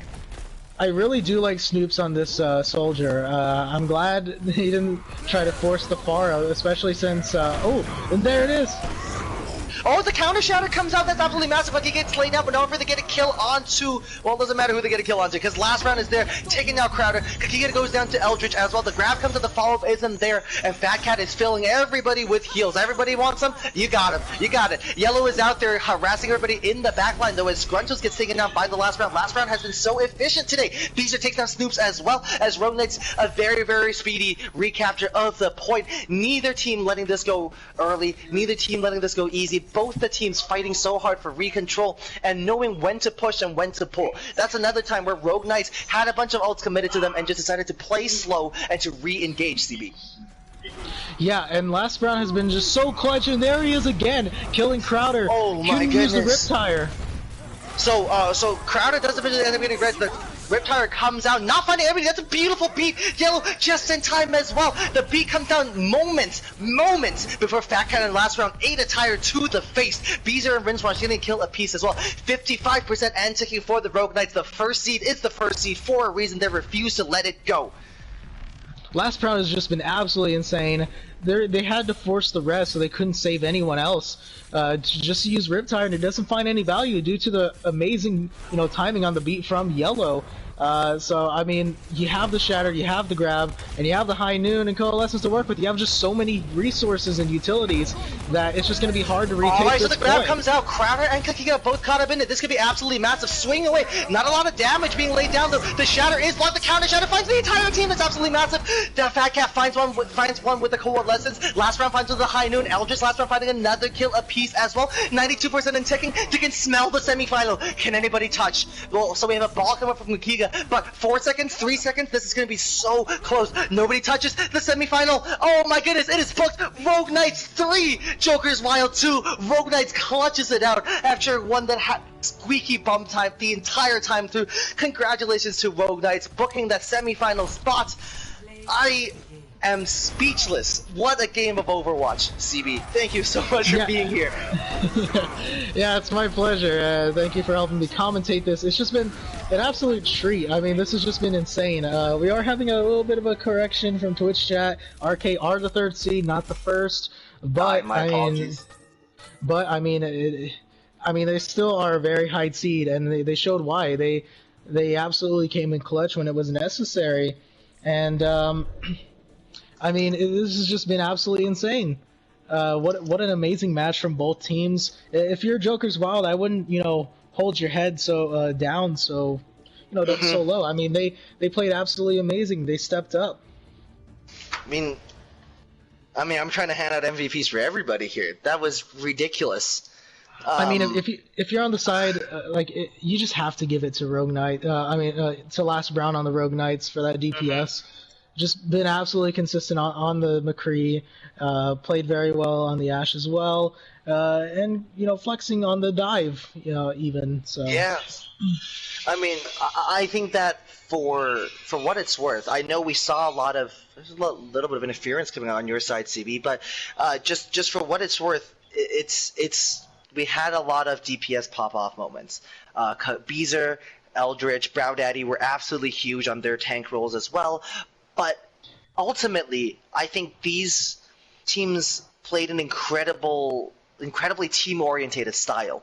It wasn't about playing for pop-offs, it was playing for moments. And it was playing for creating those big moments, and they made it work, and I mean, that's just really good signs going into the future. Next season, but Rogue Knights as well, going into the semifinal. If you're able to adapt as a team and able to make those changes on the fly, you go and pocket and you play for whoever's hot. So when Last Round was popping off, Last Round was getting a lot of resources, but when Beezer was dominating on the Zarya, that's where all the resources went as well, and that bodes really well for the future. I cannot overemphasize how impressed I was with Rogue Knights playing on Volskaya.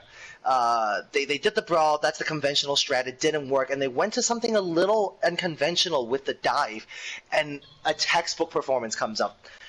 Crowder's Hanzo got deleted on that first push, and Rogue Knights capped the point and eventually take Volskaya. An incredible game of Overwatch. And like you said, I mean, it's time to decide the MVPs, and I mean, where else to start but the Last Brown? I think this is a really painful one as well, because if Joker's Wild clutches out that map 5, Crowder definitely takes it. For sure. Yeah, I think Last Round, just an incredible performance on Volskaya, incredible performance on Lijiang after they switched to the McCree. They started, of course, with the Reaper, and then onto the Ashe, and then finally onto the McCree, and be like, no, this is my comfort pick. This is my carry pick. So that's a good place to start. Moving on, I think I would really like to give it to YOLO as well on the support lineup. Especially, a couple huge moments, quietly plugging away in the background, and then all of a sudden, a huge sound barrier coming out to deny the tire there. Yeah, I mean, YOLO is definitely in that conversation, but in my opinion, my pick would definitely be Fat Cat, because just so many clutch reses throughout the entire series to just win fights they really shouldn't have won, especially on Volskaya. Like, Volskaya wouldn't have been won on defense if it wasn't for some of those reses, such as on the Last Brown, and even on some of the tanks. On Lijiang, and throughout the entire series, like I said, that consistent performance of just, clutching it up, it really shined through. That's fair. I think on a soldier like YOLO, I think, of course, pushing everybody Fat Cat extremely close to that spot, and Scrunchels with some ridiculous reses as well on the Mercy.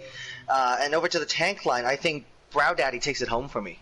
I think it was Miami actually who was getting the rest, especially in Junkertown. Sorry. With that, when they pulled out the pirate ship, they would just see Rogue Knights take down the Bastion, and then out of nowhere he's back. Right. Oh yeah. But I mean, the reses on Volskaya were pretty huge too. So it's Fat Cat, Last Brown, and anybody's fighting me on Brow Daddy, or we're pretty content with one of the best Zaryas in the league walking away with it. I like Kakiga, but I mean, I could give it to Brow Daddy for sure. I think Kakiga played extremely well as well. The reason, I think Brow Daddy just had some bigger moments. Eldritch as well was able to match with Kakiga quite well. Of course, I think I would like to give Beezer a shout out. Some great Zarya play as well. Especially given the fact that Beezer's grabs were not backed up by a Crowder Dragon Strike, and of course, that's a segue I wanted. Crowder, what a performance coming out. Some of the best Hanzo play I'd ever seen in my life, especially on the first 2 maps there, doing so much work, putting in so much damage. And honestly, I think that just comes down to if Joker's Wild had clutched that last one out, I think Crowder walks away with this. But last round was so big on Lijiang as well. So Crowder, definitely an honorable mention going over to you, my friend. That was a ridiculous performance. Snoops on the Junkrat was kind of cracked, kind of ridiculous. And the final MVP lineup, you got Brow Daddy on the tank line, Last Brown on the damage lineup, and Fat Cat on the support. Anybody fighting me on that, or we think we're okay? No, I think No, that I sounds agree with very you with that. reasonable. Fair enough. So, I mean, I could go on all night and wax lyrical about the game of Overwatch we just saw. A quarterfinal for the history books. If you're either team here, please go and download this VOD. Please save it. Watch it during the off season to get you hyped up for next season. This was some ridiculous play coming out from both sides. Rogue Knight's able to clutch out so many big moments, but Joker's Wild, I think, certainly surprising me at how well they played. Crowder, Scrunchels, Snoops, none of these took the loss easily, all of them fighting to the very end, and I think just as somebody that's part of the league, I'm incredibly proud to be able to present a game of this quality to everybody. Thank you everybody for stopping by. Commentating and casting is truly one of my favorite things in the world.